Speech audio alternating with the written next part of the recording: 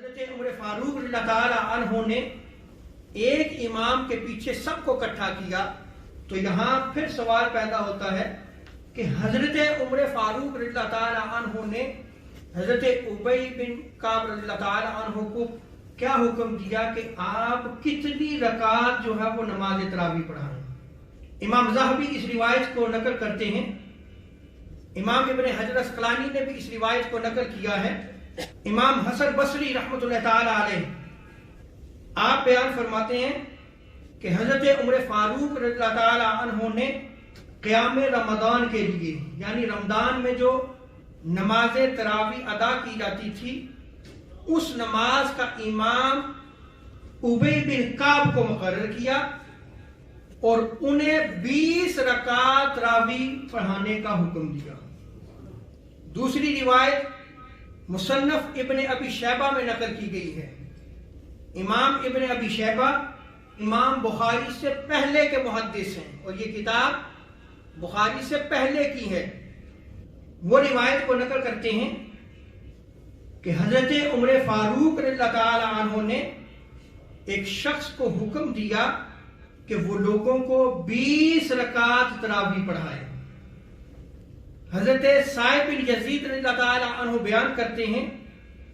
کہ ہم حضرت عمر فاروق رضی اللہ تعالی عنہ کے زمانہ اقدس میں فجر کے قریب نماز تراویح سے فارغ ہوتے تھے، یعنی اس قدر لمبا قیام اللیل کیا جاتا تھا۔ آگے آپ بیان کرتے ہیں اور حضرت عمر فاروق رضی اللہ تعالی عنہ کے زمانہ اقدس میں وتر سمیت 23 رکعت جو ہے وہ ادا کی جاتی تھی، یعنی 20 رکعت تراویح اور 3 رکعت وتر واجب کے ادا کیے جاتے تھے۔ اسی طرح امام بہقی نے سنن کبریٰ میں اس روایت کو نقل کیا ہے اور امام فریابی آپ فرماتے ہیں کہ اس روایت کی سند اور رجال ثقہ ہیں۔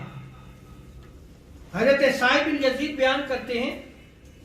کہ حضرت عمر فاروق رضی اللہ تعالی عنہ کے زمانہ اقدس میں صحابہ کرام 20 رکعت تراویح ادا کیا کرتے تھے، اور وہ جو تراویح ادا کی جا رہی ہوتی ان میں 100 آیات والی سورتیں پڑھتے تھے۔ آگے راوی بیان کرتے ہیں کہ جب حضرت عثمان غنی رضی اللہ تعالیٰ عنہ کا دور اقدس آیا تو اس زمانہ میں بھی نماز تراویح جو ادا کی جاتی تھی، جو قیام اللیل کیا جاتا تھا، اتنا لمبا ہوتا تھا کہ صحابہ کرام اپنی لاٹھیوں کے ساتھ جو ہے وہ ٹیک لگا کر کھڑے ہوتے، اس قدر لمبا قیام کیا کرتے۔ اب اس روایت پہ غور کریں، 2 زمانوں کا ذکر ہوا، حضرت عمر فاروق رضی اللہ تعالیٰ عنہ کا بھی اور حضرت عثمان غنی رضی اللہ تعالیٰ عنہ کا زمانہ اقدس بھی ذکر کیا گیا۔ اور کتنی رکعت پڑھی جا رہی ہیں؟ 20 رکعت پڑھی جا رہی ہیں۔ اسی طرح موطا امام مالک میں کتاب الصلاۃ فی رمضان میں نقل کیا ہے اور یزید بن رومان اس روایت کو نقل کرتے ہیں کہ حضرت عمر فاروق رضی اللہ تعالیٰ عنہ کے زمانہ اقدس میں رمضان المبارک میں جو صحابہ کرام قیام کیا کرتے تھے وہ 23 رکعت تھی وتر کے ساتھ،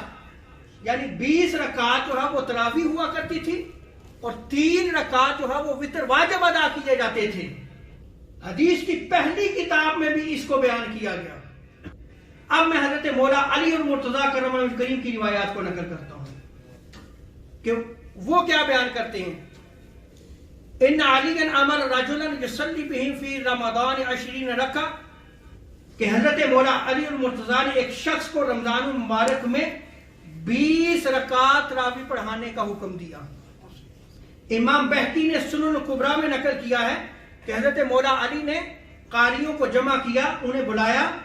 اور انہوں نے کہا کہ تم جو نماز تراویح پڑھاؤ گے وہ 20 رکعت ہوں گی اور وتر کی امامت میں خود کروں گا۔ اسی پہ آج عمل ہو رہا ہے یا نہیں ہو رہا؟ 20 رکعت پڑھائی جاتی ہیں اور پھر امام جو ہے وہ کیا کرتا ہے؟ وتر پڑھاتا ہے۔ اور حضرت ابی بن کعب